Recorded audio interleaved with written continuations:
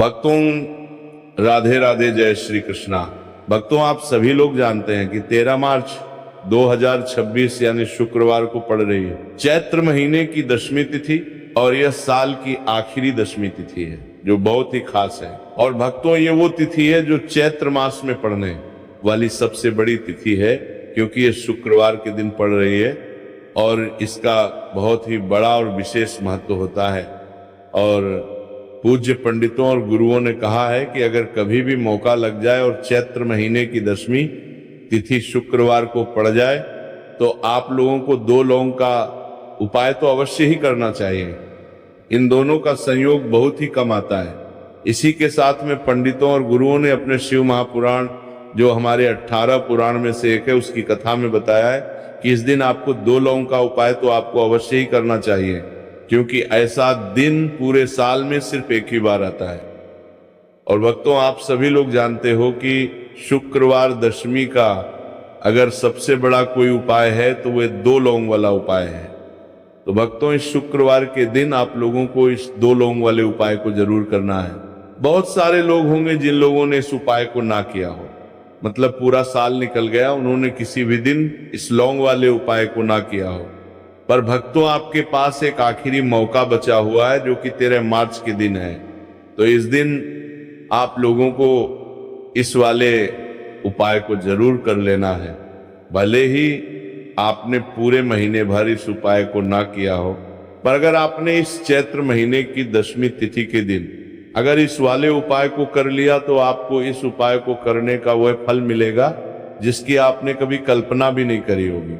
इसीलिए आपके पर में आपको मंदाली लाने वाले, बड़ान करते वाली लोग इस वाले उपाय को एक बार जरूर कर लेना है, ताकि आप लोगों के हाथ से ये मौका ना जा सके और आपको इस उपाय को करने का फल मिल सके।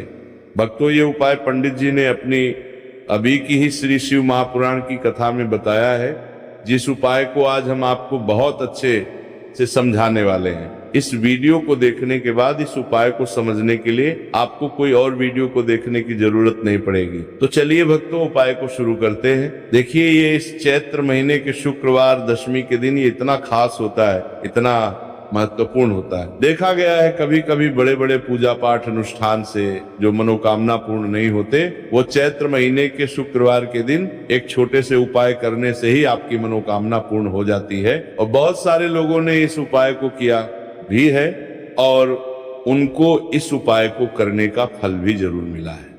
अगर आप लोग भी इस उपाय को करना चाहते हैं तो आप इस उपाय को पहले अच्छे से समझ लेना, सुन लेना, उसके बाद करना।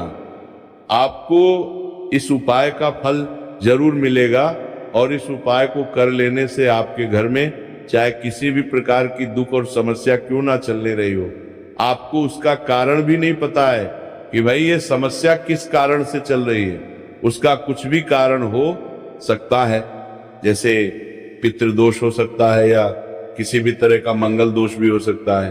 तो इस दिन आप लोगों को यह वाला उपाय कर लेना है। ये एक ऐसा उपाय है जिस उपाय को अगर किसी विशेष दिन पर किया जाए तो भाई उस विशेष दिन का जो है वह तो हमें मिलता ही मिलता है, पर हमने उस दिन पर इस उपाय को किया है तो हमें उससे भी बड़ा फल मिलता है और फल बहुत जल्दी मिलता है, क्योंकि आप इस उपाय को बहुत ही बड़े और विशेष दिन पर कर रहे हो। तो चलिए अब उपाय के बारे में बात करते हैं, लेकिन उससे पहले आप लोगों को यह जानना आवश्यक है कि आखिर ये उपाय किस समय करना है, किसको करना है और कैसे करना है। तो चलिए हम आगे आपको वीडियो में एक एक करके बता देते हैं, लेकिन उससे पहले अगर आप लोग हमारे चैनल पर पहली बार आए हैं या फिर मेरी आवाज आज पहली बार सुन रहे हैं तो हमारे चैनल को सब्सक्राइब जरूर कर लेना और इस वीडियो को लाइक करके कमेंट बॉक्स में श्री शिवाय नमस्तुभ्यम ओम नमः शिवाय जरूर टाइप कर देना। तो भक्तों, इस लौंग वाले उपाय को हमें इस शुक्रवार दशमी के दिन कैसे करना है, किसको करना है, किस समय करना है और कहां पर करना है, ये सारे सवालों के जवाब आपको इस वीडियो में मिल जाएंगे। और जो ये वीडियो देखेगा भाई, उसको 2 लौंग वाला उपाय जरूर करना चाहिए, क्योंकि इस दिन लौंग का भी बहुत ही बड़ा और विशेष महत्व होता है। और जब बात आ जाए 2 लौंग की, तो ये सोने पर सुहागा वाली बात हो जाती है और ये एक बहुत ही बड़ा उपाय हो जाता है इस शुक्रवार दशमी तिथि का। तो अब भक्तों, इस 2 लौंग वाले उपाय को आखिर करना किसको है, सबसे पहले हम लोग वो बात जान लेते हैं। तो देखो घर की जो बड़ी माताएं बहनें होती हैं, उन माताओं बहनों में से कोई भी एक बड़ी माता बहन इस वाले उपाय को कर सकती है। और भक्तों, अगर आप चाहे तो अपने घर में से सभी सदस्यों को भी इस उपाय को करवा सकते हैं।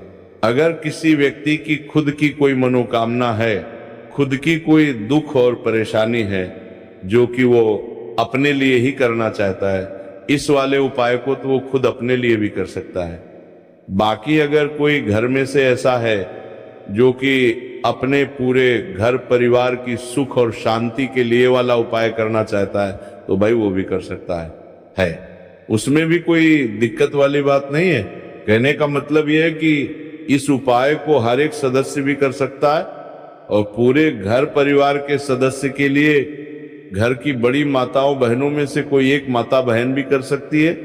माताएं बहनें अगर घर में उपस्थित ना हो या वो ये वाला उपाय ना कर पा रही हो, तो फिर घर का कोई बड़ा सदस्य भी इस 2 लौंग वाले उपाय को कर सकता है, चाहे फिर वो पुरुष ही क्यों ना हो, उसमें कोई भी दिक्कत वाली बात नहीं है।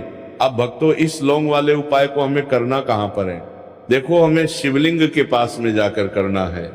बहुत सारे लोग प्रश्न करते हैं हर एक उपाय को करते समय, क्या हम इस उपाय को घर पर या मंदिर में कर सकते हैं? देखो, तो इस वाले उपाय को आप मंदिर में करोगे तो अच्छा रहेगा, घर पर नहीं करना है इस वाले उपाय को। उसके बाद में भक्तों, जो अगला प्रश्न निकल कर आता है वो ये आता है इस उपाय को लेकर कि आखिर इस उपाय को हमें किस समय करना है, सुबह के समय करना है कि शाम के समय करना है? तो देखो, इस वाले उपाय को आप लोग सुबह के समय भी कर सकते हो और शाम के समय प्रदोष काल में भी कर सकते हो। अब अगर आप पूछो कि भाई सबसे उत्तम समय कौन सा रहेगा इस 2 लौंग वाले उपाय को करने का, तो हम आपसे बस यही कहेंगे कि इस उपाय को आप शाम के समय करेंगे तो ज्यादा बेहतर होगा। बाकी अगर सुबह के समय भी करेंगे तो भी अच्छा होगा, उसमें कोई भी दिक्कत वाली बात नहीं है। तो अब भक्तों, जो अगली सबसे बड़ी और महत्वपूर्ण बात आती है वो ये आती है कि सुबह अगर हम उपाय को करेंगे तो हमें कितने बजे से लेकर कितने बजे तक के बीच में करना है, और शाम के समय प्रदोष काल में करेंगे तो हमें कितने बजे से लेकर कितने बजे के बीच में करना है। तो देखो, सुबह जितनी जल्दी हो सके आप उपाय को करने की कोशिश करना। बाकी अगर किसी कारणवश लेट भी हो जाओ, थोड़ी देर भी हो जाए, तो 10 या 11 बजे तक भी आप उपाय कर लेना, पर 12 बजे से ज्यादा देरी ना। ठीक है, इस बात का ध्यान रखना। उसके बाद में भक्तों, अगर शाम के समय प्रदोष काल की बात करें, प्रदोष काल का जो समय है होता है वो शाम के 6 बजे से शुरू हो जाता है। मतलब शाम के 6 बजे से लेकर 7 बजे के बीच का जो समय होता है, ये समय प्रदोष काल का समय होता है। पर अभी जो मौसम चल रहा है, इस मौसम में जो है शाम बहुत देरी से होती है। तो आप इस उपाय को 7 या 8 बजे के बीच में भी कर सकते हो। मतलब शाम के 6 बजे से रात 8 बजे के बीच में आप कभी भी इस वाले उपाय को कर सकते हो, उसमें कोई भी दिक्कत वाली बात नहीं है। परंतु शुक्रवार के दिन कोशिश करना कि समय के अंतर्गत ही कर लो। किसी कारणवश ना कर पाओ तो थोड़ा देरी से भी कर सकते हो, आपको उपाय का फल जरूर मिलेगा। देखिए, इस वीडियो में जितने भी उपाय हम आपको बताएंगे सभी उपाय सरल है। देखो, गुरुजी ने कहा है कि शुक्रवार के दिन आपको चौमुख दीपक वाला उपाय तो अवश्य ही करना चाहिए। वीडियो के अंतिम में आपको उपाय गए बताया है जो आपको करना है। देखो, आगे बढ़ने से पहले वीडियो को एक लाइक जरूर करें। देखो, सबसे पहला उपाय, यदि आपके जीवन में कर्जा बहुत अधिक है, आपके जीवन में संकट बहुत अधिक रहते हैं, आपके ऊपर बहुत अधिक विपदा आ रही है, बार बार आपको अपने व्यापार में और अपने धन में हानि देखने को मिल रही है, यानी कि आपको प्रत्येक कार्य में हानि हो रही है, तो आपको ये उपाय करना। चाहिए। देखिए, इस उपाय के लिए आपको मात्र 1 लौंग का जवा लेना है, यानी कि 2 फूल वाली लौंग लेनी है। साथ में आपको मात्र थोड़ा सा शहद लेना ना होगा और इसी के साथ में आपको तांबे के पात्र के अंदर शुद्ध जल लेना होगा। अब देखिए, इन सभी सामग्रियों को लेकर के आपको भगवान शिव के मंदिर में पहुंच जाना है। देखिए, ये उपाय आप सुबह से लेकर शाम तक कर सकते हैं। तो सबसे पहले तो आपके पास जो 2 फूल वाली लौंग है, उन्हें आपको शहद के अंदर अच्छे से डुबो है, यानी कि दोनों लौंग पर आपको अच्छे से शहद का लेपन कर देना है। अब आपको जो आपके पास एक लौटा जल है, सबसे पहले तो उसे शिवलिंग पर धीरे धीरे समर्पित करना है और श्री शिवाय नमस्तुभ्यम इस मंत्र का जाप करते हुए समर्पित कर देना है। अब आपके पास जो 2 फूल वाली लौंग है, शहद से उसे आपको शिवलिंग पर अर्पित करना है और आपको प्रार्थना करनी है कि जीवन में जो रोग की स्थिति है वह समाप्त हो, जीवन के जो संकट और समस्याएं हैं वह सभी समाप्त हो, जीवन से जो कर्ज की समस्या है वह समाप्त हो। इस प्रकार से प्रार्थना करते हुए ये जो 2 फूल वाली लौंग ही शहद संयुक्त, इससे आपको शिवलिंग पर अर्पित कर देनी है। आपकी जो भी समस्या होगी शुक्रवार के दिन अवश्य ही समाप्त हो जाएगी। तो इस प्रकार से आपको पहला उपाय करना है। अब हम बात कर लेते हैं दूसरे उपाय के बारे में। देखो, ये उपाय आपके लिए सर्वश्रेष्ठ होने वाला है। देखिए, इस उपाय के लिए आपको मात्र 5 हरे मूंग के दाने आपको साबुत लेने, खंडित नहीं होने चाहिए। इस बाबा का ध्यान रखें और इसी के साथ में आपको एक तांबे के पात्र के अंदर अपने घर से शुद्ध जल ले लेना है। अब भक्तों, इन सभी सामग्रियों को लेकर के आपको सीधे पहुंच जाना है भगवान शिव के मंदिर में। देखिए, इस उपाय को भी आप सुबह भी कर सकते हैं और शाम के समय में भी कर सकते हैं। देखिए, भगवान शिव के मंदिर में पहुंचने के बाद आपके पास जो 5 हरे मूंग है, उनमें से पहला जो हरा मूंग है, आपको शिवलिंग के सामने जो नंदी महाराज होते हैं और उनका जो पैर उठा हुआ होता है, वहां पर आपको पहला हरा मूंग समर्पित कर देना है और आपको ओम नमः शिवाय इस मंत्र का जाप कर लेना है।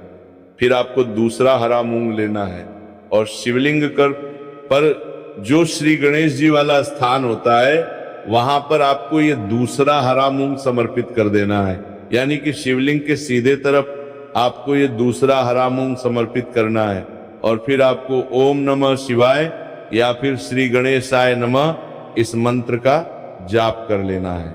तीसरा, आपको हरा मूंग का दान आपको भगवान शिव की सबसे प्रिय पुत्री माता अशोक सुंदरी वाले स्थान पर समर्पित करना होगा।